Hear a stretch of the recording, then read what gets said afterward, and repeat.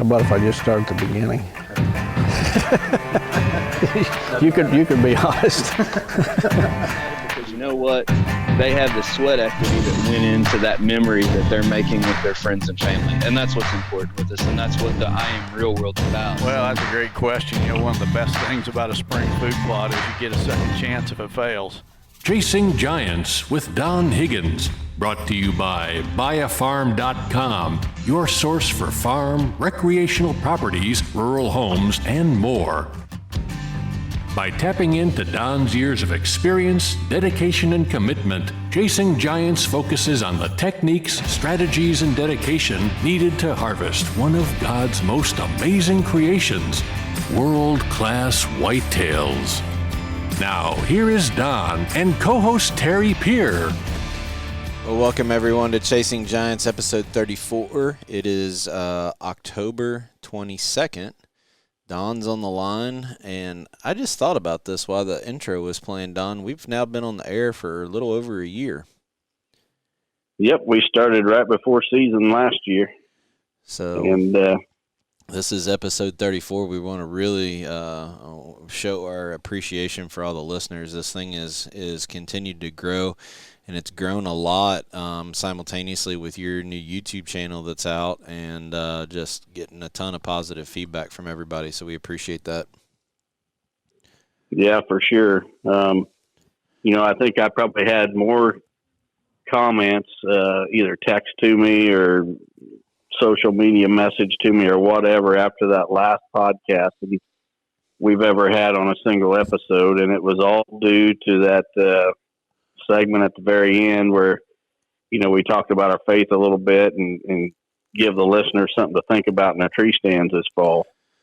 And I think you had plenty of comments yourself from folks that you know.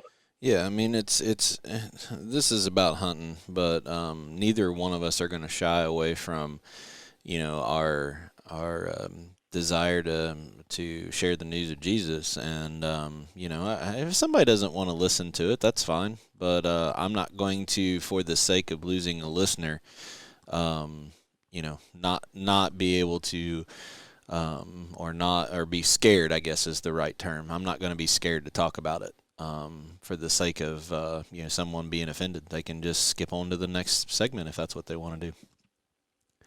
Well, and I think really a lot of people just need that door open. It's probably been on their heart at some point, and having someone like you or I bring it up really gives them an opportunity to think about it from a new angle. And, really there's a lot of men out there, especially that do a fantastic job supporting their families financially, their physical needs, and providing a home for them, food on the table, keeping the bills paid, and that kind of thing. But, really in our society, men have dropped the ball as far as being the spiritual leaders. They're fantastic, providers, but we've dropped the ball as spiritual leaders. And I was as guilty as anyone for, a lot of my younger years. And that's just what we was challenging these deer hunters, when you're in your stand this fall to think about that. So, and I can't even remember who said it to me. It was somebody who listened to the podcast. They shared a statement with me, and it says it went something like, "The world isn't changed by people's opinions; it's changed by your actions." So, I mean, just sitting back and commenting and complaining on Facebook or to your buddies, that doesn't give change to your family. It doesn't give change to the world. It doesn't even give change to your hunting season. You have to get out and apply action. And, it wasn't too long after I heard I wrote that blog on the Real World site. And, even a bunch of people, it was about living in fear and comparing, not knowing Christ to, basically how skittish deer are every single minute of the day. And we even got a ton of good feedback about that. People appreciated it. So right. If we're going to be put in a place where we have a platform, then, I'm not gonna pound it down somebody's throat, but I don't mind sharing what it's meant in my life either. So, right. So, but hunting season is here. We're closing in on the end of October. we both kind of are a little disappointed in our seasons, I think, a little bit so far, aren't we? I guess disappointed might not be a right word, but it's sure we haven't been able to accomplish what we wanted to accomplish in the timeline we wanted. Right. I hope that I would have had one of my Illinois buck tags filled by now, and don't. I've seen one of my target bucks multiple times, always at a distance. I think the closest he's been is probably about 80 yards.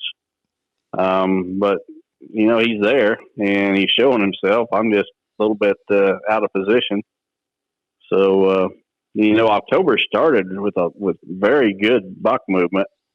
But here in the past week or so, I've seen good deer movement, but I haven't seen good buck movement. Interesting. I've been hunting just about every afternoon, and I haven't been skunked yet. I see deer every time. But here in the past week or so, I've seen very, very few bucks. How's that compared to what you've been seeing, Terry? Well, I had the crossbow blow up on me in September. I should be tagged out in Kentucky, but I'm not. I had 2 weekends I stayed here in Kentucky for my son. This was his last year of youth rifle, and I kind of gave an update on that. The acorn crop is just absolutely crazy. So the deer are not out in the alfalfa and in the food plot as much before dark as they had been. But I mentioned on the last podcast I was not going to go back hunting in the back on the food plots. I wanted him to have the next crack at a buck, and we went Sunday night, and let's just say he had his first taste of buck fever.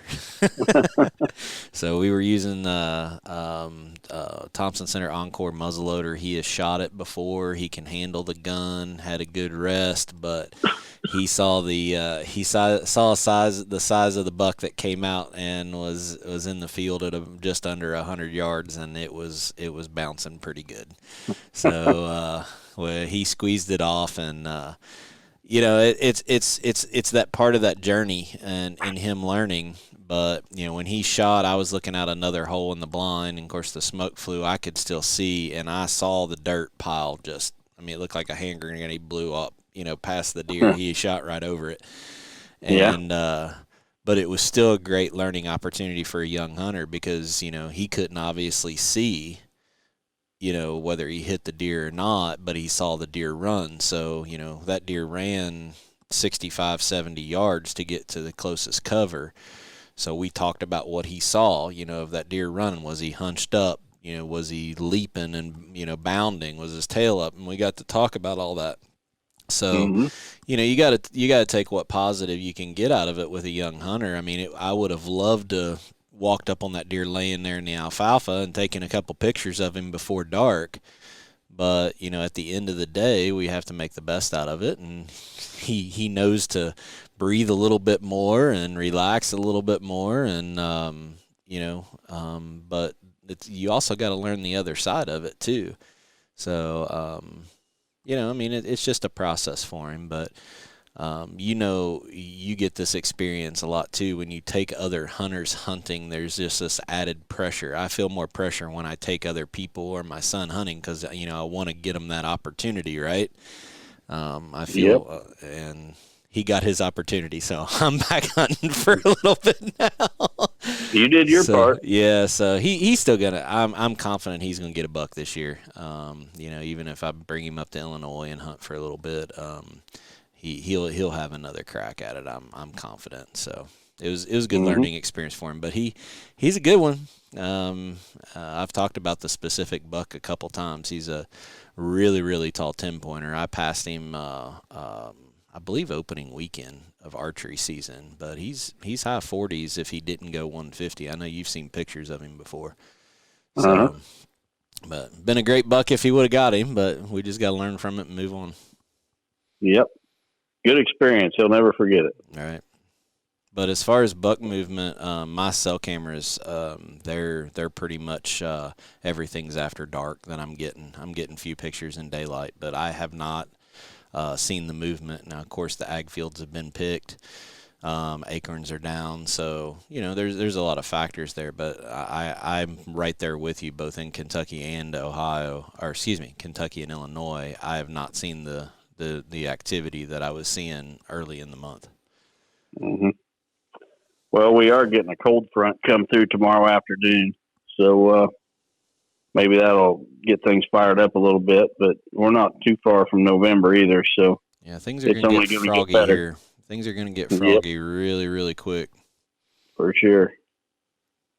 But so, how's your cell cam test coming along? You still running that? Yeah, I mean, I'm not posting a lot. I get a lot of private messages and emails about it, and I try to answer the questions as honest as I can. The last thing I did to kind of give everybody kind of a taste of what's going on is I did a screen capture. Your iPhone has a function on it that if you turn it on, it'll actually record as you navigate around. So I went through each of the cell cams and hit that and did like a minute 45 video navigating around through the app so people can see the differences in the app and the settings and navigating pictures, sending them to buddies and stuff like that. That was the last thing I've really done. And I've been honest about it. Right now, I'm trying to use those cameras to help me through hunting season and next year's, plan, trying to get as much intel as I can. I'm really not the cameras are not in a position to do side-by-side comparisons right now, I guess is the best way to say it. They're all in different environments that, I spent all this money on cell cams. I'm going to use them during hunting season to get as much as I can. Then after the season, we'll bring them back and put them more in a controlled environment. But if people have questions, I'm not by any means affiliated or staffed with any of these camera companies. I can tell you the good, the bad, and the concerns I have with every single one of the cameras. And, I still say that the Wiseye and the Exodus are the two best ones out of the 6 that I'm testing, and the Wiseye has a little bit of an edge over the Exodus because of the picture quality is better, and I am using that Hunt Control software to manage all of my cameras now.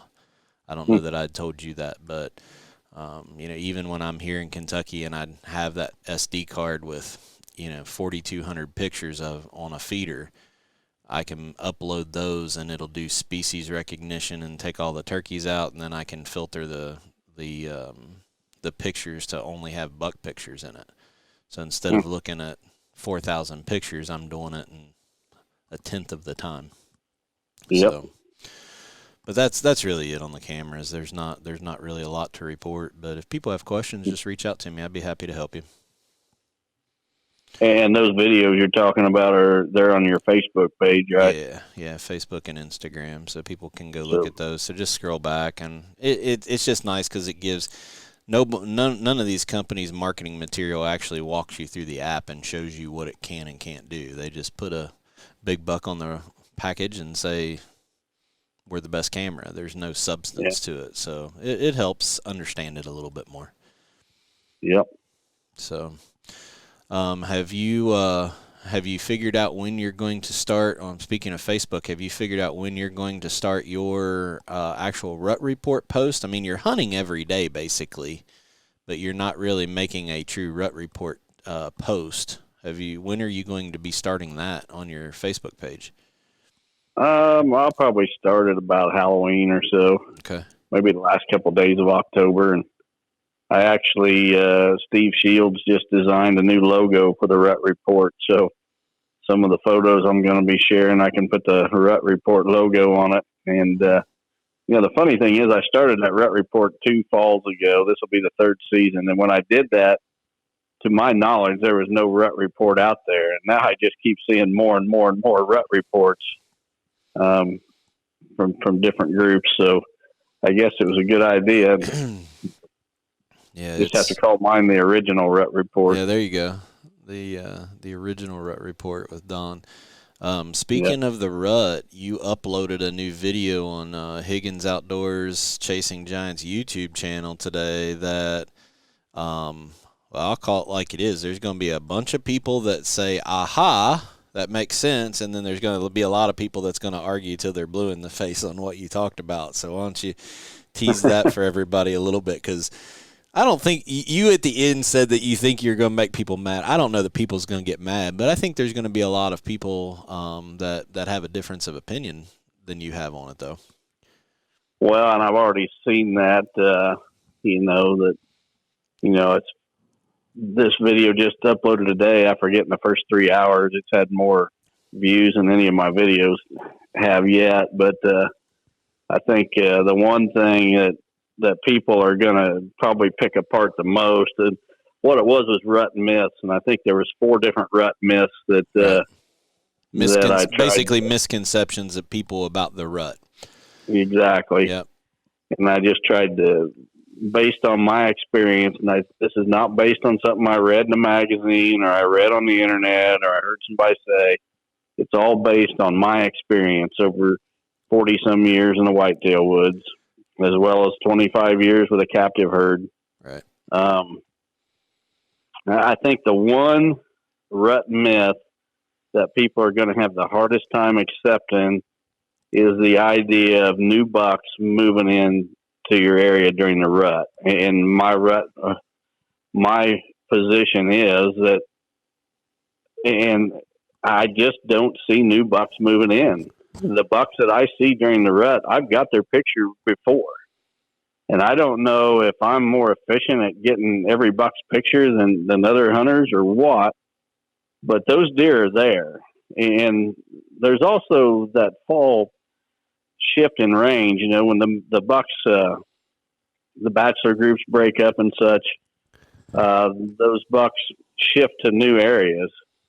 And, I've seen bucks still in their bachelor groups in October, first week of October. You'd be hunting and here comes 5 or 6 bucks of various sizes past your stand. It's still that summer bachelor group that hadn't fully broken up yet. And, there's some of that going on. But, and then you got a guy who's on a small property and he hasn't seen a particular buck, and then come the rut, he sees it. Well, crap, that buck might have been living next door the whole time, and he just, he didn't really expand his range. He's just become more active and on his feet more, because of the rut. Yeah. So I just think that there's probably going to be a lot of people disagree with me about that. And to be honest, or to be fair, in different regions of the country, different types of terrain, things probably are different than what they are in the ag country of the Midwest where I'm at. So it very well, somebody could disagree and have a very good point, and it'd be very valid where they're at. Sure. I don't claim to be the whitetail deer know-it-all expert. I'm just kind of relating what's worked for me here in the Midwest. Well, there's one thing that you won't come out and say it, but I will. There's nothing that you're trying to sell in that video. That's true. When you think about it, when people come out in the hunting industry and they make a video like what you did, usually there is a ulterior motive that they're trying to sell something. There's not one product that you tried to pitch in that video. It was just, this is what I see in the properties. Now, I do think that I agree with you 100%. I think that different areas might come into play on that. But what you're trying to talk about is the natural behavior of a whitetail based on, and the other thing that I thought was ironic is you said for 40 years you had hunted basically every day of November. That's unbelievable. I mean, I don't know anybody that can say that besides you, to be honest with you. Well, I started a job in a factory when I was right out of high school. And every year I saved every bit of my vacation for November, as well as all my sick days. Yeah. And you can talk to any of my former coworkers, and I had hundreds of them over the 20 years I had that job. And they will tell you that when the calendar turned to November, you could just count on Don not being there until it flipped to December. Yeah. And there's not very many people that have that many days in November in the whitetail woods. Right. So I think people just got to understand that you're doing that as trying to help people understand the buck behavior. Now, I think another thing that you didn't touch on it in that video that may increase the odds of a new buck showing up is the crazy amounts of pressure that might be on neighboring properties with people being stupid, right? so those bucks might be getting pushed off somewhere. So it might not. People just need to slow down a little bit and understand where you're coming from. You're coming from the natural behavior of a whitetail. And, are there going to be some situations where river bottom bucks are going to run up and down a river bottom? Yeah, probably. But what you're saying is they've probably run up and down that river at some other time during that year that if that was your property, you'd probably have a picture of them or know that they were there from previous years. There just isn't a lot of surprises. So, there's going to be people that'll argue, and that's fine. But the thing that I really like about that video is there's not one product you're really pitching in that. It's really just to help people understand. The follow-up question I have for you, though, on that video, and I think, who was it that maybe made the comment? I was reading a couple of the comments earlier today. Was it Daniel? Somebody said, clarify what you're talking about the rut. When you're talking about this video you published today, are you considering the rut the breeding period, or are you talking about the pre and post that come along with it? Well, I'm talking about the entire phase, the breeding phase from the time a buck basically almost from the time he sheds his velvet clear until he sheds his antlers. Yeah. So, and there's the peak breeding, and I think that's what people get confused about. There's the peak breeding period in the middle of November, like the 2 middle weeks in November, which is probably when most of the breeding takes place. And everybody calls that the rut. They don't realize the rut, in my opinion, is the entire breeding season. Right. It starts way before that, and it goes way past that. Right. So I knew you were going to answer it that way, but I wanted to tee it up that way for you to answer it. So, we've talked for years about, this misconception of an early rut, and, the same thing's happening every year. It's just how much daylight activity are these bucks doing to where you're actually seeing them, and that has a lot of other factors to it, but it is not the cycle of the doe itself. Yeah, and I'll circle right back to, these guys saying that new bucks come in to their area during the rut. I'm telling you what, mature bucks do not just randomly go into areas they don't know. They are masters of survival. Hunting pressure, it's even been shown with radio collared research, hunting pressure can't even push a buck out of his home range. He's learned how to survive within his home range, not by leaving and running into unfamiliar territory. And I believe it's the same thing during the rut. He doesn't, he expands his range. And that range will be different for every deer. We know that. For sure. Right? Yep. But he's not going into unfamiliar territory. He's been there before. Yeah. So you get up into Ohio and parts of Pennsylvania and Michigan. Yeah, there's a chance that these deer drives and stuff that happens that you could push a deer off. But go watch the video. Leave a comment. It's good for us to get those comments because we understand the perspective that a lot of different people that aren't hunting, our areas are coming from, and it helps us actually build content and other videos to try to help people a little bit too. So the more that people comment, whether you agree with Don or you don't, it still helps us provide good content that to try to help people. So go check it out. Yep. That's on Chasing Giants with Higgins Outdoors YouTube page. I think it's 4 rut myths or 4 misconceptions of the rut or something like that went up today. So go check that out. Yep. And, while we're talking about the YouTube channel, maybe we ought to mention that giveaway we brought up on the last episode that going to give away free attendance at each of my 3 master courses. One person at each master course next spring, and in order to be eligible, you've got to subscribe to that YouTube channel and also like and follow my Higgins Outdoors Facebook page, which is where the Rut Report will be found. Yep. So if you want a chance to attend that Whitetail Master Course for free, and I'll throw something else out there. On my Whitetail Master Course, I've got a 100-mile limit on that. So in other words, anyone that lives within 100 miles of my zip code is not allowed to attend that course. And the reason for that is I just don't need people that are hunting the very same areas that I am doing the very same thing that I am. There's some things that I share that, I don't write about, I don't talk about on podcast or whatever.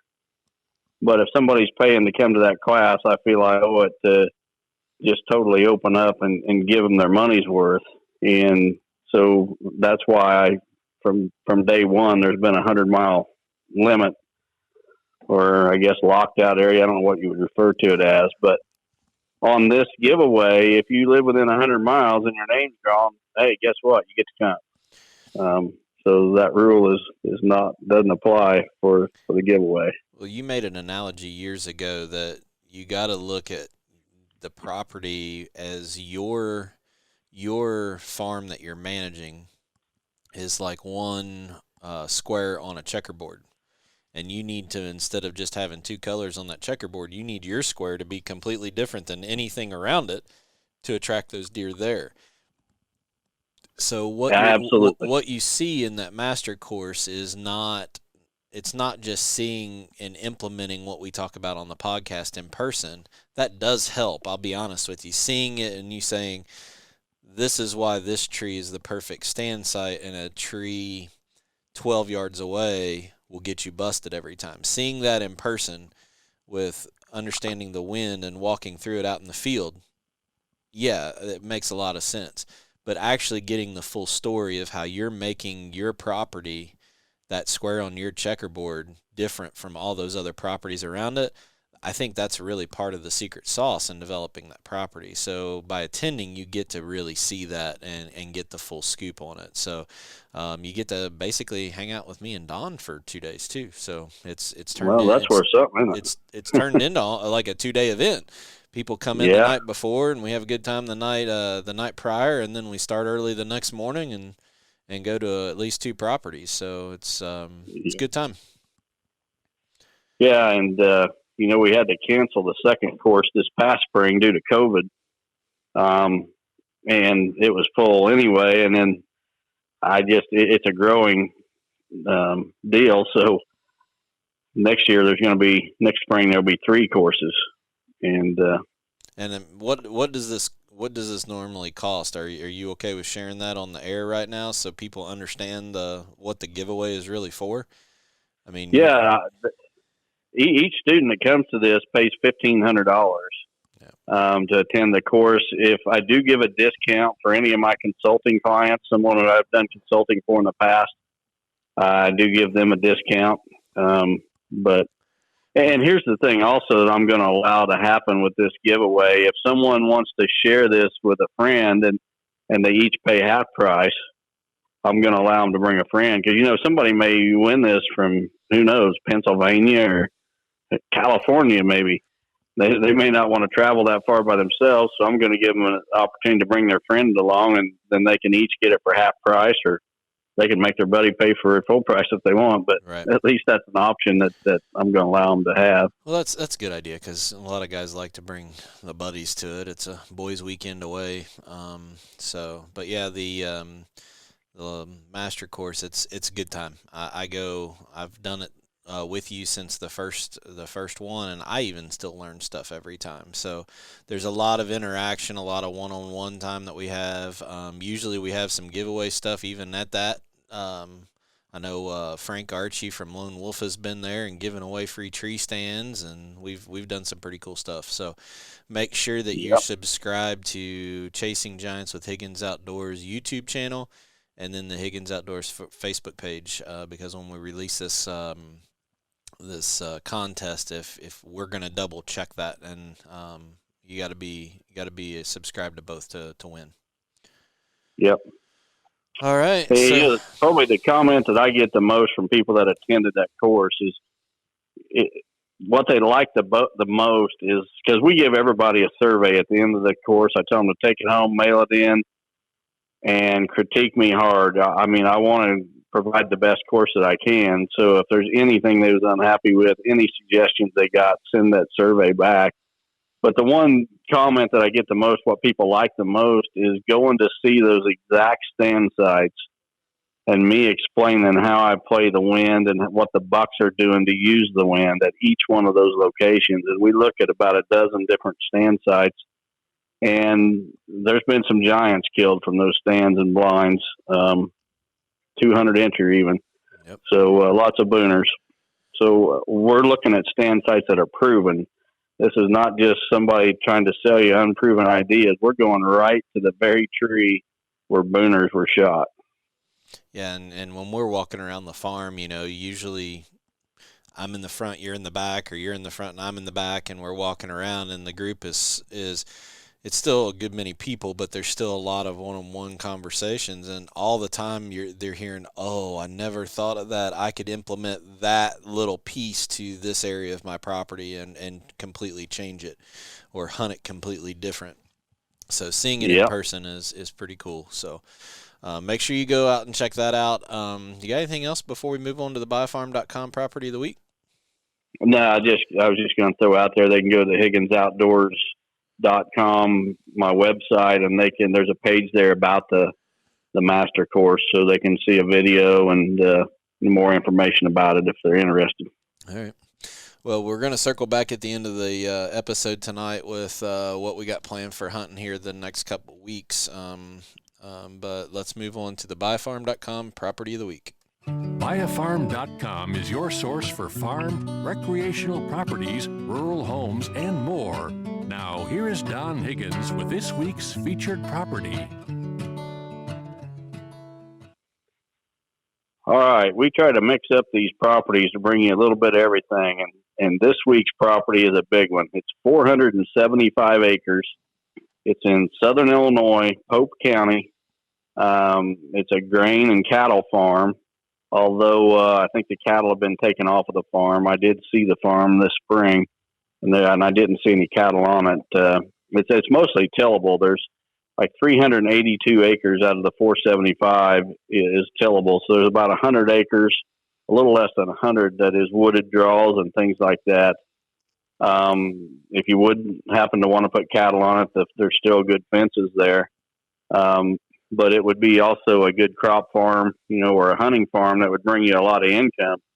If someone's looking for an investment property to get a return on their investment from the crop every year, this would be a good one.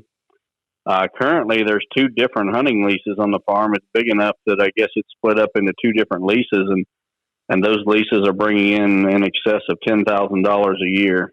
So if you'd want to lease it, you could go that route. There's like 40,000 bushel of grain storage on the farm, a pole barn with rural water, numerous ponds, good whitetail and turkey hunting. But if you're interested, you can call Wayne Keller at 618-407-1679. And you can certainly see photos and details of this property on the biofarm.com website. All right. Another good property. Make sure that you are following Biofarm on Facebook. They're putting a lot of effort into that, putting featured properties up there. So the staff there in the office is doing a good job trying to keep that as accurate and up to date as possible. There's a lot of other listings there beyond what we feature every week. So make sure you can go in there and look and sort around and see if there's something that might interest you. But auctions, residential properties, and then obviously recreation properties. So we want to thank biofarm.com for their support of the podcast and encourage you to go follow their social media. So I guess this has become probably the most anticipated part of our podcast, and that's really the submitted questions. I mean, you and I can talk for hours and hours about what we're doing, but I think it's important for people to have this interaction with us and being able to ask these questions. So I keep getting positive feedback about that format, and I think people like it. I think they do too, Terry. And, you know, when you submit a question, if you don't hear it read right away, don't think that we're never going to use it, because I try to mix things up, and I also try to use things that are relevant for the time of the year. So, you know, you might submit a question that I think is not relevant at that point in the season or the year, but use it later. And the questions we have today from 3 different individuals submitted them. I know at least one of those was real recent, but one of them, I went way back in my files, and I don't know how long ago it was submitted. The person's probably going to be surprised we still even had their questions. But, you know, send your questions in. Don't give up. We may use it at some point in the future, and if we do, we'll send you a free Chasing Giants t-shirt. All right. So what's the first one we got tonight? So with that said, the first one is from Jacob Wessels of Fairbury, Illinois. Jacob says, "Hi, Don and Terry. Thanks for a great podcast that just keeps getting better. Also, the new YouTube channel is fantastic with very unique content. My question is in regards to the last YouTube video you posted about playing the wind. I really enjoyed the video, and the real-life scenarios were very helpful. Do you ever have mature bucks travel that downwind edge of cover on the field edge side, the edge of the crop field, as opposed to just inside the edge of the timber? If the mature buck travels the field edge, I don't see how there's a way to place a tree stand that places the hunter in a place that he won't be winded. How would you hunt a location where bucks traveling a crop field edge is possible? Is there a way to manipulate the cover, such as mowing on the inside edge of the timber, to make mature bucks more likely to travel upwind of your stand side as opposed to downwind?" Jacob has a fantastic question. And in fact, I wish I would have addressed your question in that video, but it just slipped my mind. You know, I do a seminar called Giant Steps to Giant Bucks. And in that seminar, I talk about 2 different things that I've learned in my hunting career, if you will, that instantly made me a much better hunter. It's not something that took a lot of time. It's something that as soon as I learned it and applied it, I instantly became a better hunter. And one of those was, you know, I was about a 20-year-old kid, maybe 18 to 20, somewhere in there, and I met a guy named Alan Foster, who was riding for North American Whitetail at the time, very accomplished deer hunter. On our videoed podcast, was it the last one we did, Terry, or the one before? Al was there. But couple ago. Yeah, so Al was there. But anyway, you know, Al kept talking to me through this entire summer when I first met him about playing the wind. And I just thought, you know, you go out, you make sure there's a trail in front of your stand. You just make sure your scent ain't blowing towards that trail. But there's a whole lot more to it than that. And playing the wind, you know, you got to give the buck a wind that he's comfortable moving. And in this seminar, I show a video footage or a video with a bunch of clips of different footage of bucks I filmed from my stand and how they are using the wind, especially running these downwind edges. And just as you mentioned in your question here, Jacob, some of those bucks are out on that field edge instead of within the cover. Right. However, when I set up my stand, I've got my stand right on that field edge as well. And even though that buck is downwind of me per se, if you've got a strong enough wind or a good steady breeze, if he's close to you, your scent can go right over the top of his back. And I've killed more than one buck where my scent was blowing towards him, but I was high enough and the wind was steady enough that my scent was blowing right over the top of his back. So the key here is you want to set up right on that field edge. You don't want to be in the woods 10 yards or anything. You want to be right on that edge. And then you want to get high enough that your scent's going to blow over the top of any deer that come along. And then you want to make sure that you're hunting that situation with a good, steady wind, not one of those days where there's hardly any wind and the wind that you do have is blowing about 10 different directions. it just kind of, your scent would just kind of drop and swirl and eddy and such, and it's just not, predictable. And you're accessing that stand from that side too. Yep, exactly. We're going in and out from that direction. So right, you're coming across that open field. I've ran camera in tree stands with you in this exact situation, and I can attest to everybody that we are high enough that it is blowing out over top of the deer's back for sure. I think first time Steve went up in that tree with you, he just said he kept climbing and climbing and climbing and didn't know how high he was going up there. Yeah, he didn't know what he was in for, and he was doing it in the dark too. But yeah, you gotta. I mean, that you talk about giving the buck the wind. You're allowing that buck to sit out there on that field edge, run that field edge, and be able to smell everything in that woods. If there was a hunter anywhere in the middle of that woods, that deer's going to catch him, or a hot doe, right. But by being right on the edge and getting high enough, your scent can blow right over the top of his back. And the seminar I'm talking about, the video clip that I show, I bet we see at least 10 different bucks running these edges sometimes. And I even pointed out, sometimes they're just right inside the woods, and sometimes they're on the outside field edge side. But man, that was a fantastic question, Jacob. I wish I'd have thought about that whenever I produced that video, because I would have definitely covered that. It's a stupid question. With as much as you've hunted, what's the furthest out from that field edge that you've seen bucks running that to scent check it? I mean, will they get out? Have you seen them out 50 yards running the downwind side, 50 yards away from the woods, or is it normally from? I mean, well, I know there's always exceptions, but I mean they're usually fairly close to the tree line, aren't they? The mature bucks are right against the edge. Now, sometimes you'll get a young buck that's out there wandering around in the field, and that can be a problem because you may get winded when that happens. But the mature bucks are just about always right there tight against the cover. So if they run into danger, they're one jump away from getting in the cover. Gotcha. So that was a good question. Yeah, it was. Actually, you need to make a note of that, because I know of one specific spot that we visit in your master class that we could show that very in person, really, really in a cool way. Yep. So it's a great question, we'll do Jacob. That. Thank you. So the next question comes from Zev Ham from Bloomfield, Indiana.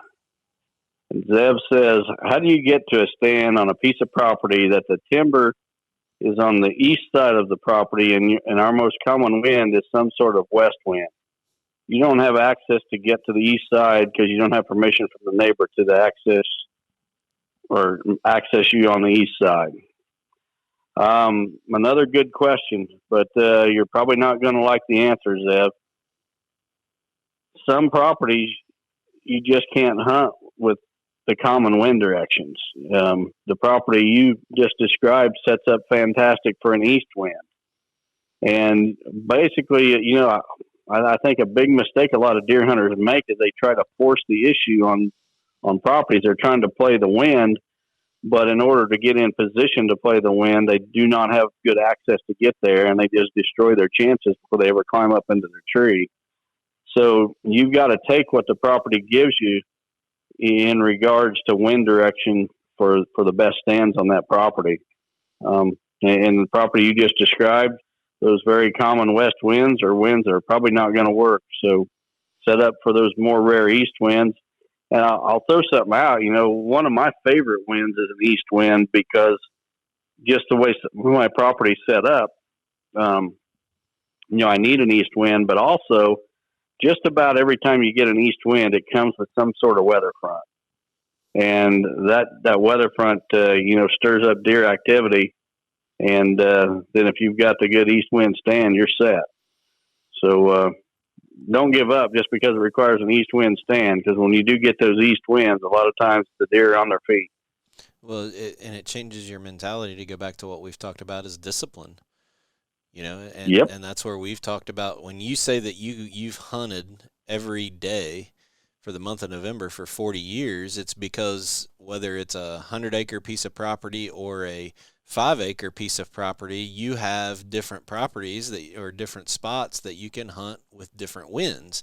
You're not burning the same spot every single day. Well, I don't have that many properties. I have one property here in Kentucky, and there's 2 winds that I can't hunt. So when the wind's not there, I don't hunt. So you hunt less, but I promise you'll be more successful if you stay disciplined. Absolutely. That's a great point, Terry. All right. So we'll move on to the last one. The last question comes from Eric Woodside. Eric's from Prairie View, Kansas. He says, "Hey, Don, big fan of the podcast. My question is, say you gain permission on a new piece of property mid to late October, and it's already well into the season. What is your approach to hunt this without walking the property completely? Are you going completely off map scouting? What is your checklist for what you're looking for to make your decisions on how to hunt it best way possible? Keep up the podcast and good luck on the rest of the season." Well, Eric, if I was to acquire a new property right now, which it's, mid to late October, I would first start with an aerial photo, Google Earth. I would get on Google Earth and then look it over, focus in on those really obvious spots. And that's where I would go do my scouting. I would absolutely not stomp the whole property. That's the best way if there's a mature buck there or potential target buck, that's a great way to run him off and send him packing somewhere else. And that's the last thing you want. So find those obvious spots from Google Earth and slip in. I actually like to go in when it's on a really windy day, when the trees and the brush is just blowing back and forth.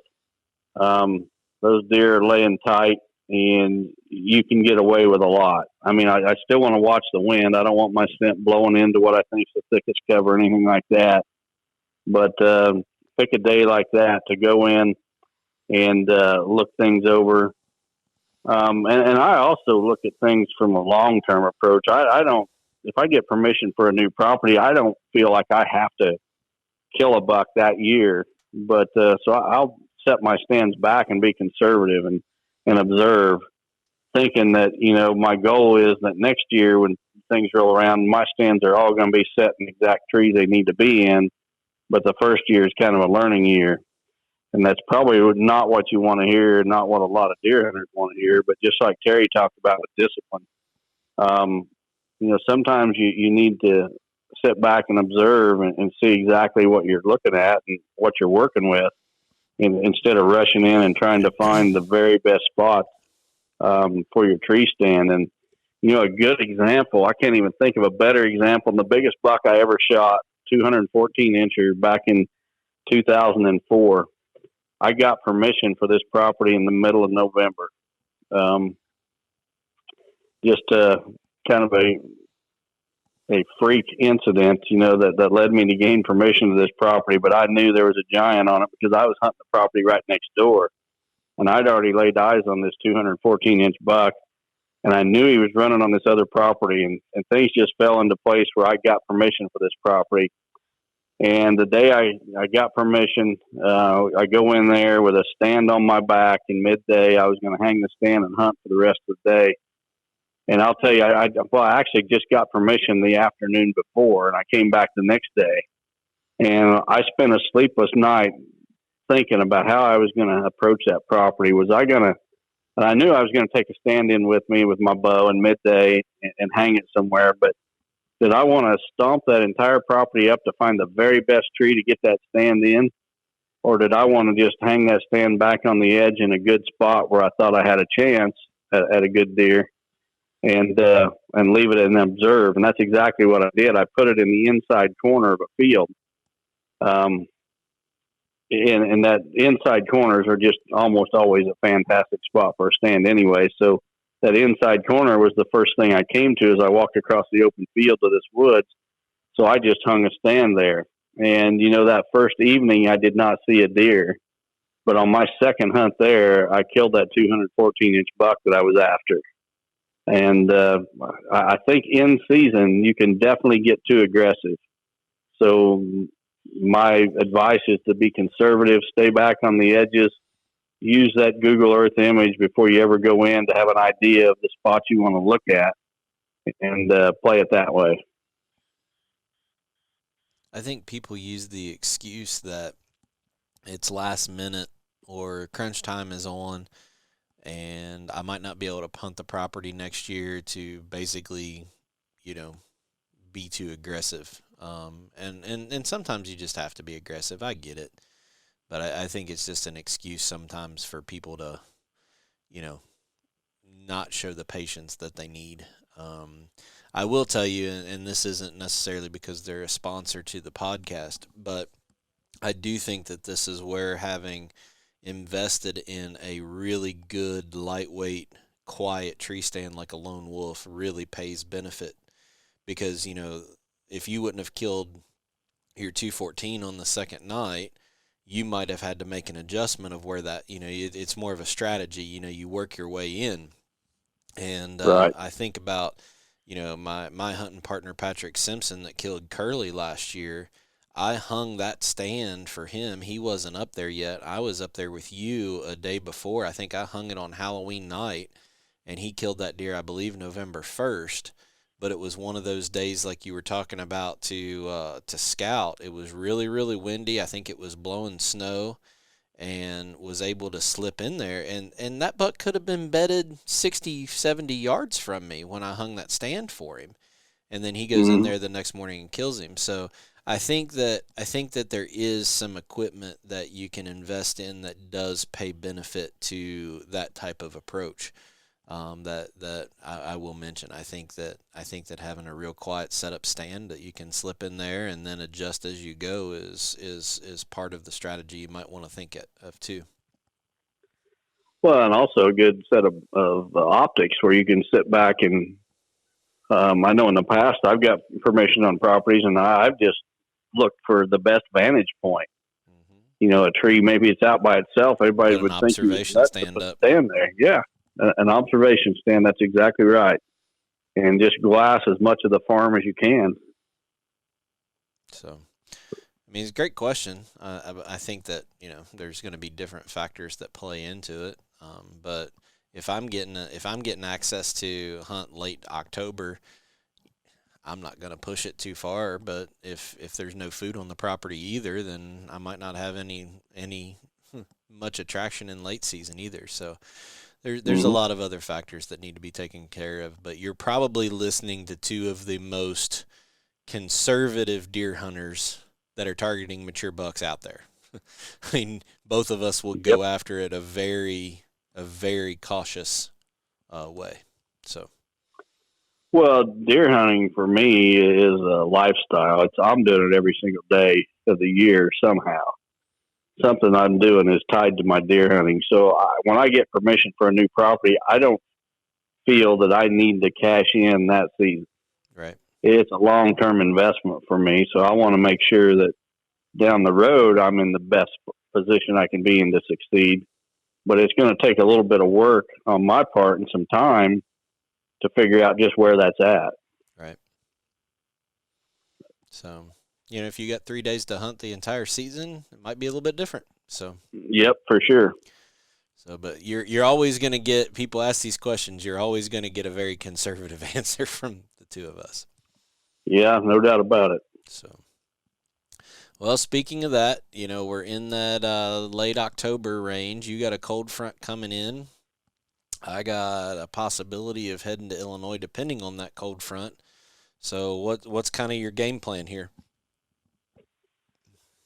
Well, I'm going to keep doing what I've been doing and hunting every evening. I'm going to probably expand. I've got some properties I haven't hunted at all yet this year that I need to get on, including some public ground. It's just a lot of it's going to depend on the wind. I've got properties where I might only have one stand or two stands, but I need a specific wind to get there. So you can't just plan ahead, hey, Saturday I'm off work. I'm going to go hunt this certain property. What if the wind's not right? So right. I'm going to just take that approach and, keep plugging away every evening. probably not ready to start hunting mornings for a while. Usually what I do is that first cold front around Halloween, November 1st, is when I start hunting mornings. Sometimes I don't start till like maybe November 3rd or 4th. And other times it might be, October 29th or something. Just whenever that cold front comes through around November 1st is when I start my morning hunts. And once I start, it's pretty much every morning and every evening. But how about you, Terry? What do you got for this coming week? I'm going to hunt this weekend here in Kentucky. I'm going to also watch that same cold front. I'm a little bit pigeonholed this year because I can't hunt in a normal lock-on. I have to use a ladder stand or a blind. I have to really look at, for me to drive to Illinois, I don't have as much flexibility. Wes Delks came over and put 3 ladder stands up for me, so I can cover a couple, half of the winds, but I really have to watch. I'm not going to justify coming up there, for basically one sit unless I know that there's something that I have a really good chance of killing something. I would do it. I would do it on November 6th, 7th, 8th. But here the third week of October, I'm not going to make that call unless I have looks like the wind's going to be compatible with those spots that I have for a few days. So I'm going to let that shake out as it gets a little bit closer. There might be a chance that I come up and hunt up there next week sometime before Halloween. I do have to be back in Kentucky the 30th, the 31st, and the 1st. And then I'll be up in Illinois quite a bit through the early November. So if nothing happens here in Kentucky real fast, then I'll basically just punt and focus on when I'm here taking Jonathan, and then I'll just wait for late season here in Kentucky with the food sources that I have. So I'll play it by ear here in the next few days, and whatever the wind is, that's what I'll adapt to. But I don't have that many properties, and I don't have the flexibility just to move stands or hunt a lot of different lone wolf sets that we have set up. I got basically 4 stand sites, and that's pretty much it. So, but they're good ones. Well, that's what matters, and the fact that you're disciplined and know not to go if it's not right. Right. So. All right. Well, we're going to be back with you in another 10 days. That's going to put us right at like Sunday, the November 1st, right? Is that where we'll be at? Yep. And then through the month of November, we'll go every other week or every week. Try to get them done on Sunday nights so you guys can hear about what's going on in the woods as we get done. So, like we said at the very beginning, we appreciate those who've reached out to us, especially when we mentioned our faith a little bit. We actually also appreciate, even if you disagree with Don, going and commenting on his YouTube channel. One of my favorite YouTube channels out there is called Outdoors with the Morgans. You need to go check it out. I don't know Mike and Melissa Morgan personally, but I do watch their channel. And I'll steal a line from him. He said they should rename YouTube to You Should, because everybody gets on there and comments about what somebody else should be doing. But he said that it should be called You Should instead of YouTube. That's a good one. He said there's no other place that people try to spend my money more than on YouTube. So, but even when you go in and you disagree with Don, leave a comment. Tell us what you think. It helps us know how you guys hunt, where you're from, and helps us create content that might help you guys. So, everybody doesn't have to agree and have the same philosophy and things, that's for sure. But we do appreciate the interaction. And I before I shut up and let Don take it out, through this cell camera test, I've met a lot of really good people. And, Don and I have known the management team from Exodus for quite a number of years. And over the last couple months, I've gotten to know the owners of Wise-Eye. And the owner of Wise-Eye just sent me a random text Wednesday night and said, I'm on the way to church. You got anything for my prayer list tonight? And that meant a lot to me. You know, we weren't talking about cell cameras, we weren't talking about hunting, the fact that he reached out. So I have a softball player that just graduated last year that got diagnosed with ovarian cancer, and she finished up her 3rd round of chemo today, 19 years old, and had ovarian cancer. So it just happened that we talked about her for a little bit. So, you know, I'll shut up, but if you have a prayer request or something that you want to talk about with Don and I, we don't mind you reaching out and asking for us to help you there either.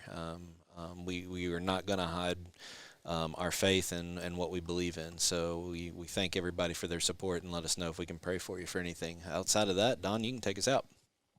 Well, you stole my line. I was going to say the same thing, Terry. Well, sorry about that. Just about the prayer request, you know, I'm fine with people disagreeing with me as long as they don't get hateful and stupid about it. I don't think I have all the answers. I think I've got a lot of experience, and I've figured out some things that work for me in this area. That doesn't mean they're going to work for you in whatever area you live in. But I hope you can learn something from this podcast. If nothing else, you learn something from the way Terry and I share our faith. You know, we don't beat people over the head about it, but we also don't hide it.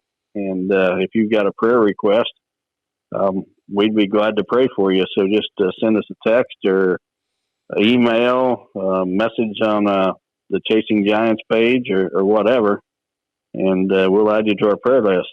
Right. All right. Appreciate everybody's support. We'll have another episode in about 10 days. All right. Thanks a lot. We want to thank our sponsors, BuyAFarm.com, 360 Hunting Blinds, Quiet Cat Bikes, Real World Wildlife Products, Vortex Optics, Lone Wolf Tree Stands, and Matthews Archery. Everyone be safe out there.